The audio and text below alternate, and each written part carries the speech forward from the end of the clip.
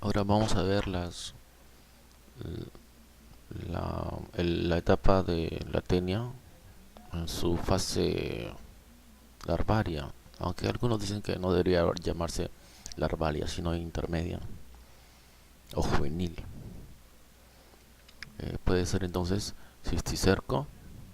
Aquí vemos un cisticerco que tiene una cavidad líquida dentro y solamente un escólex. Vean acá el escólex. Aquí es una imaginación.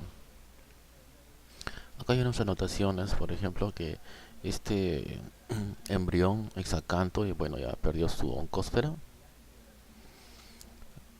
penetra, o sea, cómo coloniza, penetra a los vasos mesentéricos y como tiene una vesiculación, en 2 meses puede llegar hasta el cerebro y los tejidos y causan la enfermedad cisticercosis o neurocisticercosis, ¿no? Se diseminan los tejidos. Este cisticerco en algunas especies también puede ser un cenuro. Cenuro acá está, también llamado multiceps. Acá hay otra forma también.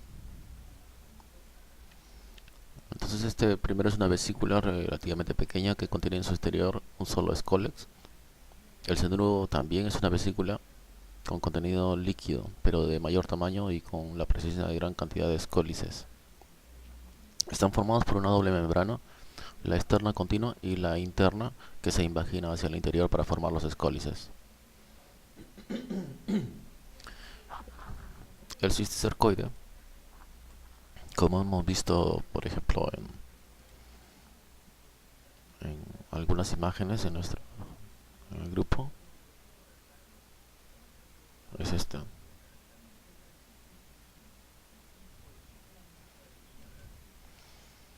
También hay, el plerocercoide. Depende de las diferentes especies. El perocercoide 1 de proteocéfalo.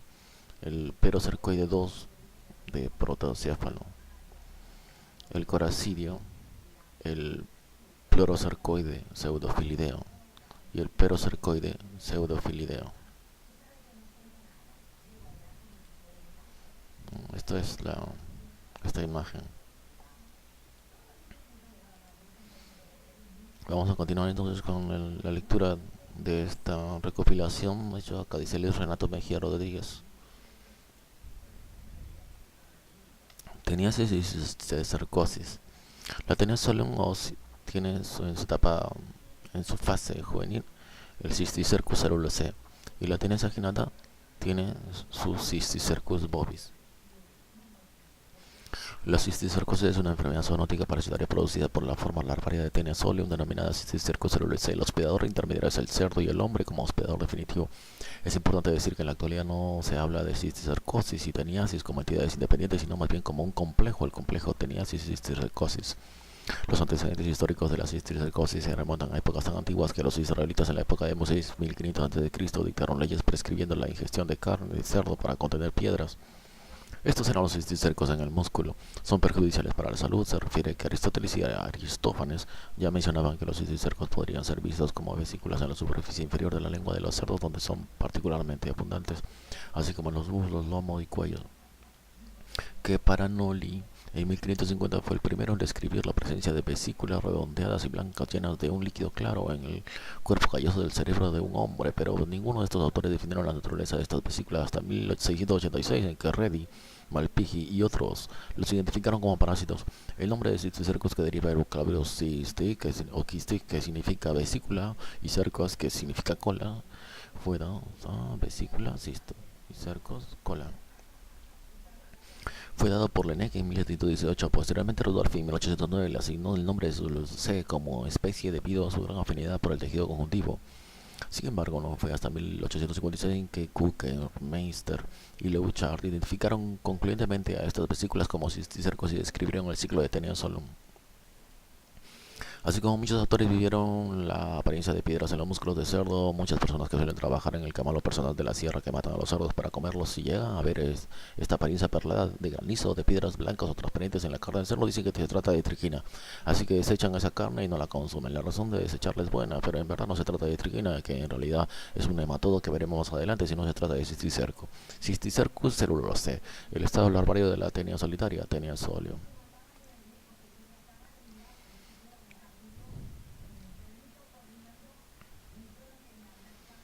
Tenia solium. Linnaeus 1758. Morfología. Forma adulta. Tiene el cuerpo aplanado dorso-ventralmente de un color blanco anacarado. Mide 2 a 4 metros. Aunque hay casos que puede llegar hasta 8 metros. A simple vista el escólex se ve como un alfiler. El cuerpo se ve ensanchado hacia atrás. Tiene un escólex, cuello y estróbilo, y serán descritos a continuación. Los proglótidas son más largas que anchas. El escólex mide 0.6 a 1 milímetro de diámetro, con una forma afilada piriforme. Presenta 4 ventosas y un rostelo, que es una protuberancia anterior. Esta está rodeada por una doble corona de ganchos, 32 menores y 26 mayores. Por esto es que se le conoce como tenia armada solium. El cuello es la parte más delgada del cuerpo, mide 5 a 10 milímetros, donde las células están en intensa actividad de multiplicación, y es la zona de crecimiento de los proglótidos del parásito. Eso se debe, ya que aquí existen células totipotenciales de gran actividad metabólica. Aquí los ganchos rostelares, el rostelo, las ventosas, ese es el rostelo, las ventosas circulares, ventosas, hay 4, y el cuello no segmentado, y bueno, continúa después la segmentación. El estróbilo cuerpo se continúa en el cuello y está formado por segmentos que son unidades funcionales complejas. Cada segmento se llama proglótido o anillo.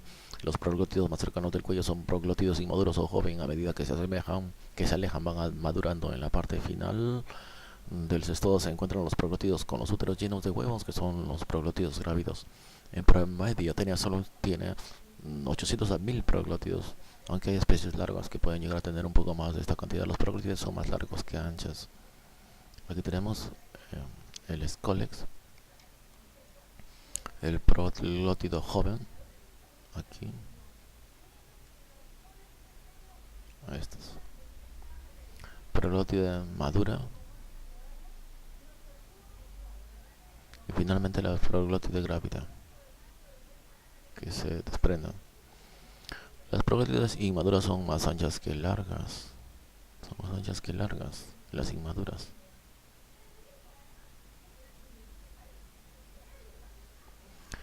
Primero se desarrolla el aparato genital masculino antes que el femenino, aunque así solo se ven esbozos de los aparatos genitales. Proglótidas maduras miden de 10 milímetros de largo por 6 centímetros de ancho, por 6 milímetros de ancho.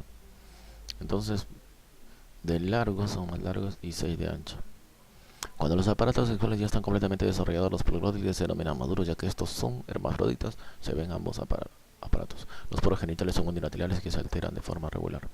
El aparato genital masculino, conformado por pequeños testículos que son lóbulos redondeados foliculares ubicados a lo largo del proglótido, de 150 a 200 de cada testículo, nace un conducto eferente, que se unen formando conductos mayores y así se van uniendo hasta que llegan a la parte interna del conducto deferente, que es sinuoso y se dirige hacia la parte lateral dependiendo del lado de donde se ubique el poro genital. La porción terminal o externa del vaso deferente es más estrecha. Aquí se ubica el cirro y su bolsa, que se abre al atrio genital, donde existe un poro hacia el exterior, el poro genital. El aparato genital femenino empieza en los ovarios, que son 3, 2 ubicados a cada lado, derecho e izquierdo, y que son de similar tamaño, y uno pequeño situado por dentro y arriba de alguno de los ovarios. Estos están en la parte posterior del proglótido. ¿Quiénes? Luego estamos hablando de los ovarios, que son 3, 2 similares tamaño y uno pequeño situado por dentro y arriba de alguno de los ovarios. Estos están en la parte posterior del proglótido. Aquí. Ovario trilobulado. Bueno, acá habla de dos ovarios que se encuentran a la misma altura y un tercero que se ubica en la parte posterior del proglótido.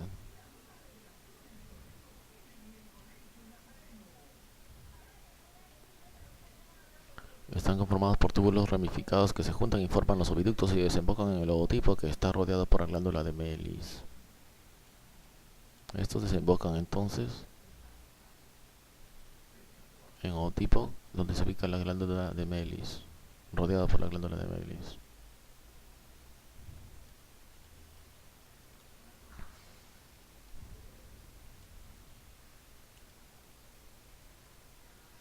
El oviducto. Se juntan y forman el oviducto.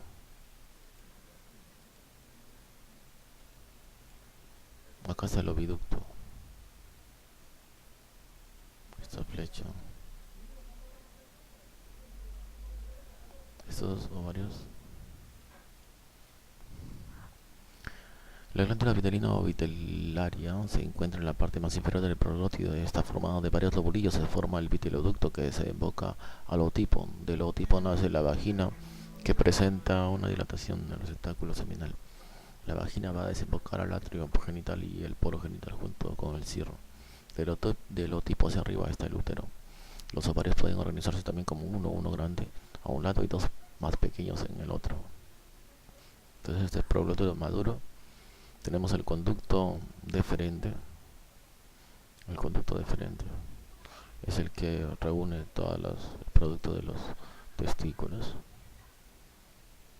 Y en el centro está el útero. Pero continuando con el masculino, cada testículo lleva a través de un conducto que es el conducto eferente. De aquí va, este conducto va a ir hacia la bolsa de... Su objetivo es llegar hacia el poro, ¿no? Entonces está rodeado en la parte final por la bolsa de cirro. Y en esta parte del atrio genital se reúnen ambos sistemas. A través, por ejemplo, de este conducto es la vagina y el receptáculo seminal. El receptáculo seminal aquí se recibe entonces los gametos masculinos y va a ingresar entonces a los ovarios, el ovario trilobulado en este caso, el cual va a fecundar aquí y va a llevar hacia el ootipo. El ootipo sería como su útero, pero previo al útero, ¿no? O sea, como sus trompas de falopio. Puede ser que en este lugar se realice la fecundación. Bueno, claro, porque los ovarios son los que van a producir el gameto femenino. Aquí se van a reunir entonces en el ootipo, que sería un tipo de trompa de falopio, tenemos que decir, porque realmente aquí tenemos útero. El útero es en donde realmente este debería ser el útero y este debería ser el decir como bueno, también es un útero donde se lleva a cabo la reunión de todos los huevos. Una bolsa, ¿no? Este es un útero. Este es un conducto vitelino necesario, entonces la sustancia vitelina para formar el huevo. Y también acá tenemos varias glándulas vitelinas que seguramente las vamos a ver oscurecidas por su alto contenido de proteínas. Las proglótidas grávidas son más largas que anchas. Son diferentes en eso. Ya no se ven los órganos sexuales. Ya no se ven los órganos sexuales. Solo se observa el útero central, que es delgado, llamado vástago. Este vástago recorre la proglótida en toda su extensión longitudinal y es además ramificado. El número de ramificaciones laterales, las que emergen directamente, son ramificaciones primarias. Y así las ramificaciones que nazcan de estas son secundarias o terciarias, etc. En el caso de tener solo en el número de ramificaciones de 7 a 12, en las ramificaciones y el útero existen de 3.000 a 5.000 huevos. Incluso pueden llegar a tener hasta 8.000 huevos. y la Tenia saginata. Sinonimia Teniaricus saginata o Teniarincus saginata. Tenia saginata, Goese 1782, renombrado por Weinland 1858. Morfología: forma adulta, tiene el cuerpo aplanado dorso ventralmente de un color blanco anacarado, mide de 5 a 10 metros, el cuerpo se va ensanchando hacia atrás.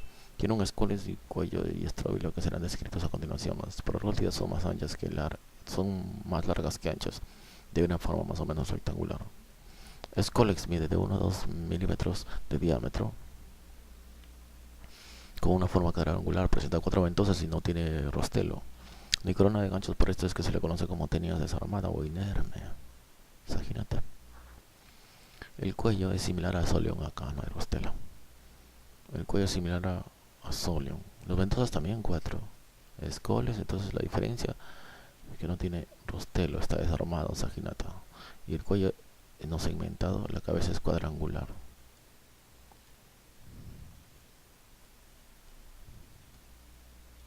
Estróbilo o cuerpo, estructuralmente es igual a Tenia Solion, pero en cada proglótido residen las diferencias para indicar cada especie. Sus poros genitales son alternantes, deben ser, pero de forma irregular.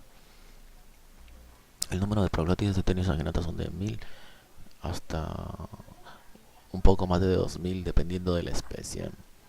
Proglótides inmaduras, similar a Tenia Solion. Proglótides maduras son un poco más grandes que la de Tenia Solion, pero esta especie solo presenta 2 ovarios que son simétricos. El número de testículos es mayor, de 300 a 400, y la vagina de Tenia saginata presenta un esfínter, el cual no existe en Tenia Solion. Esquematización de cómo sería el proglótido maduro de Tenia saginata.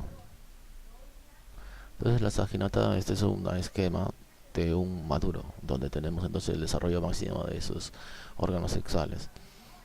El útero central, el ovotipo, al cual había comparado con las tropas de Falopio. La luna vitelina para su receptáculo seminal. Aquí la vagina, aquí es el receptáculo, aquí va a producirse posiblemente es el que tiene el líquido prostático, aquí es el femenino.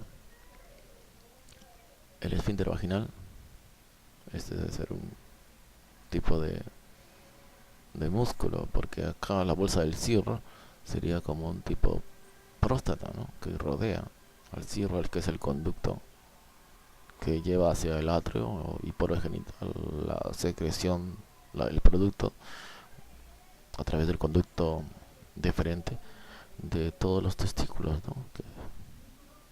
Y el ovario bilobulado. ¿Dónde está el tercer ovario? Bueno, vamos a ver qué nos dice en la próxima. Proglótides grávides. Es más marcada la diferencia en el tamaño del vástago, es más grueso, al igual que las ramificaciones. Además, el número de ramificaciones son de 15 a 30. Cada proglótide puede almacenar de 100.000 a 160.000. Entonces la saginata, aunque está desarmada, es más próspera en cuanto a cantidad de huevos. Miren cómo su útero tiene muchas ramificaciones más gruesas, más marcado. Los huevos son huevos esféricos ovoides de 30 a 45 micras. Otros dicen 47 a 77 de diámetro. Su embrióforo es estriado radialmente, es aspecto prismático, que son bloques de queratina y son de un color café. Dentro está el embrión hexacanto u ocósfera, que en su interior tiene 3 pares de ganchos refringentes ordenados en as. También tiene una capa vitelina externa que casi siempre se pierde. Los huevos de Tenia Solion y Tenia saginata son indistinguibles, así que cuando se encuentran huevos con esta morfología se les denomina como huevos Tenia sp.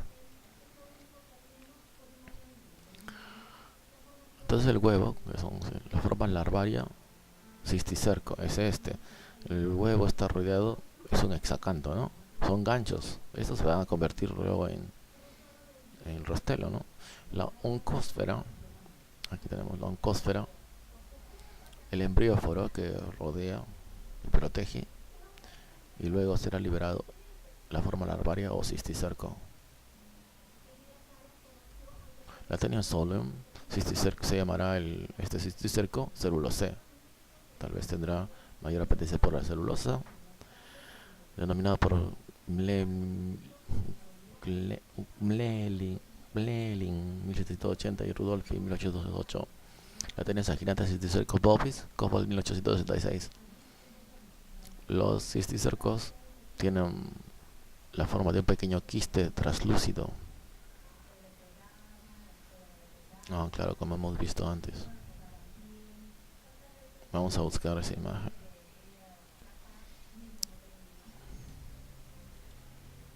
Entonces, aquí vemos el cisticerco que mostré en el laboratorio. Y aquí está el escoles, ¿no? O cabeza, llamaríamos, ¿no?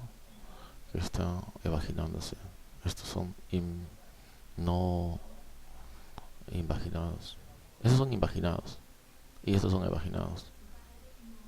Estas son las formas que vemos en la carne, ¿no? Los cisticercos tienen una forma de pequeño quiste translúcido o vesícula de forma oval con la presencia del escoles invaginado con las mismas características de la forma adulta, es decir, cisticerco célula C presenta las cuatro ventosas y el rostelo con la doble corona de ganchos, mientras que cisticercos bovis tienen las cuatro ventosas, no rostelo. La saginata se llama en bovis. Tiene las cuatro ventosas, no rostelo ni corona de ganchos. Puede o no tener una cápsula envolvente, el tamaño varía de 0.5 a 1.5 centímetros de diámetro y por transparencia puede observarse un punto denso que corresponde al escoles invaginado. En el interior de la vesícula existe un líquido claro. La pared de esta vesícula presenta tres membranas, cutícula o externa, celular o intermedia y una reticular o interna. Al ingerir carne infectada con cisticercosis se adquiere cisticerco con la acción de los jugos gástricos alveolares y secreciones pancreáticas activan la larva encapsulada y el escoles puede vaginarse y luego formar las proglótidas a partir de las células totipotenciales del cuello. Cisticercos racemosos es una forma en la que se ven reunidos varios sacos de cisticercos dando la forma de un racimo. La membrana más delgada es obviamente de mayor tamaño, pero no presenta escoles en su interior. Esta forma solo corresponde a Taenia solum. Podría tratarse de una larva degenerada o una forma larvaria en animales, ya que no es muy común en humanos. Solo se presenta en el sistema nervioso central, en especial en las cavidades ventriculares. Es importante saber que la cisticercosis solo se produce por cisticercos celulose, más no por cisticercos bovi en humanos. Cisticercos bovi solo producen cisticercosis en ganado vacuno, aunque no se sabe por qué. Entonces acá tenemos cisticercos celulose y aquí vemos claramente el escolex. Y cisticercos bovis, cisticerco invaginado y cisticerco evaginado. Cuadro para diferenciar Taenia solum y saginata. Diferencia entre las especies Taenia solum y Taenia saginata: número de proglótidos o anillos, proglótido inmaduro. El proglótido inmaduro, bueno, el número de proglótidos la Taenia solum tiene 800 a 1000 y la saginata, que además pródiga, como había dicho, 2000 o un poco más.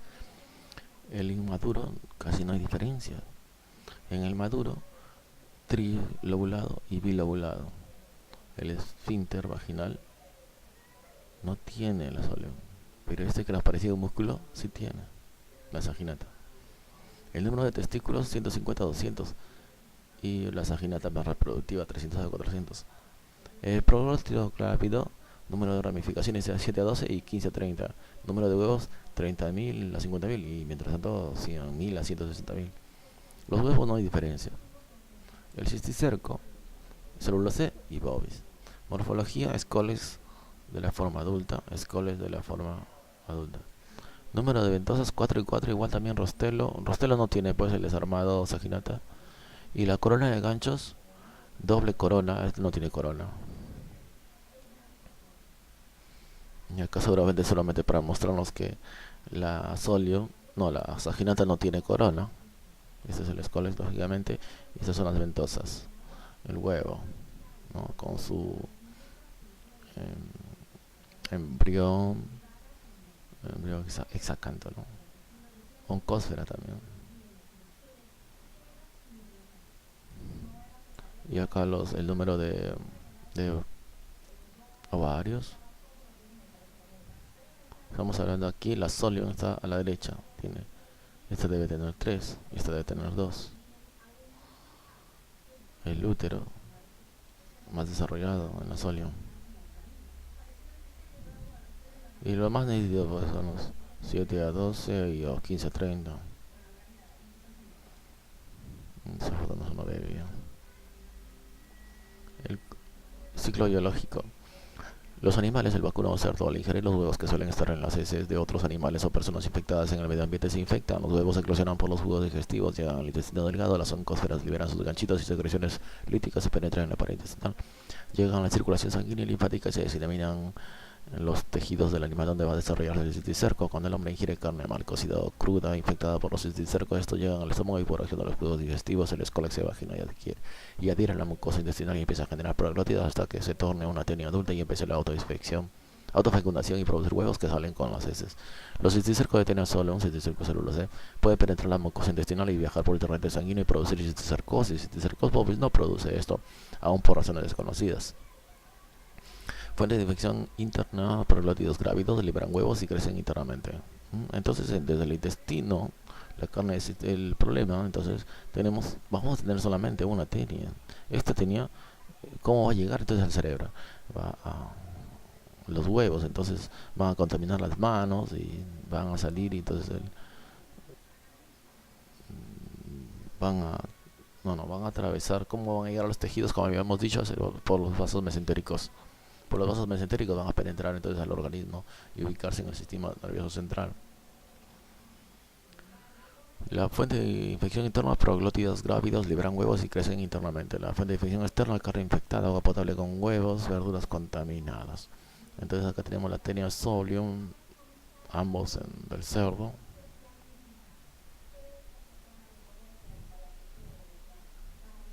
Y la saginata, que sí,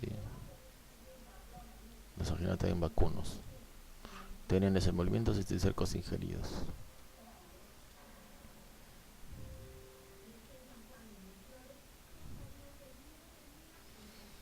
¿Por dónde empezamos entonces? Esto dice que es la tenia solium. Entonces ingerido, cisticerco, celulosa. El escole se adhiere al intestino delgado. Adulto en intestino delgado. Desprende grávidos, proglótidos. Proglótidos grávidos en heces o medio ambiente. Entonces sus huevos pueden entrar a la circulación, que es lo más problemático. Huevos o proglótidos ingeridos ocasionalmente en heces. Y entonces aquí vemos que están grávidos. Es la etapa diagnóstica. Los huevos o proglótidos ingeridos, el embrión de oncósfera penetra en la pared intestinal. Penetra en la pared intestinal, a través de ellos llega a la circulación. El embrión de oncósfera. En la tenia saginata también, ¿cuál es la diferencia? Si se acerca un músculo, etapa infecciosa, en un músculo. Ingerido el escole se adhiere al intestino delgado, también adulto intestino delgado, proglótido grávido, huevo en heces, etapa diagnóstica en heces o medio ambiente, huevos embrionados o proglótidos ingeridos, embrión oncósfera penetra al intestino, pero en este caso el ganado y la infección intestinal en el hombre. Pero aquí, en el hombre y en el cerdo, esta región.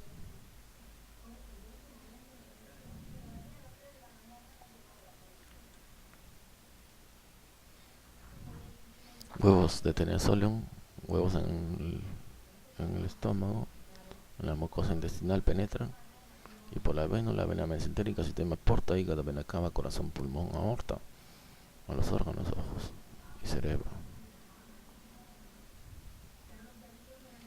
Ahora otro capítulo de quirococos granulosos. Vamos a dar una pausa para esto.